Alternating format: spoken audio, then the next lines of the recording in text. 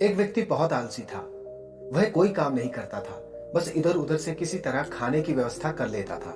एक दिन वह जंगल में घूम रहा था, तभी उसने देखा कि एक लोमड़ी लंगड़ाकर चल रही थी। उसका पैर टूटा हुआ था। लोमड़ी की यह हालत देखकर आलसी व्यक्ति सोच रहा था कि इस जंगल में अभी तक ये लोमड़ी जीवित कैसे है। इसका किसी ने शिकार नहीं किया। इसे खाने के लिए मांस कैसे मिलता होगा। वह व्यक्ति लोमड़ी के पीछे पीछे चलने लगा ताकि उसे मालूम हो सके कि इसके खाने की व्यवस्था कैसे होती है। तभी उस व्यक्ति को शेर की दहाड़ सुनाई दी। वह डर गया और तुरंत ही एक ऊंचे पेड़ पर चढ़कर छिप गया। कुछ देर बाद वहां शेर पहुंचा। उसने मुंह में शिकार पकड़ रखा था। जब शेर लोमड़ी के सामने पहुंचा तो शेर के शिकार में से मांस का एक टुकड़ा गिर गया। शेर वहां से चला गया तो लोमड़ी ने मांस का टुकड़ा उठाया और खा लिया। आलसी व्यक्ति ये सब देख रहा था। वह सोचने लगा कि भगवान कितना दयालु है।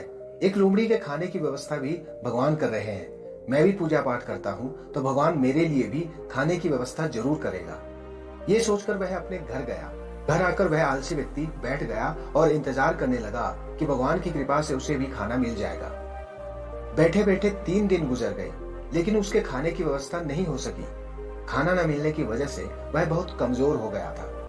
तभी उसके घर की ओर एक संत पहुंचे। आलसी व्यक्ति तुरंत ही संत के पास पहुंचा। व्यक्ति ने संत को पूरी बात बता दी। संत ने उससे कहा कि भगवान ने तुम्हें इस घटना के माध्यम से एक बहुत बड़ा संदेश दिया है।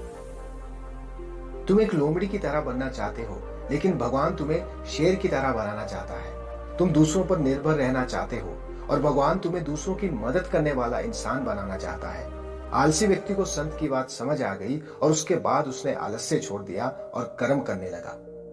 मित्रों, हमें दूसरों पर निर्भर रहने वाला नहीं, दूसरों की मदद करने वाला इंसान बनने की कोशिश करनी चाहिए। भगवान भी ऐसे ही लोगों की मदद करते हैं जो दूसरों की मदद के लिए हमेशा तैयार रहते हैं।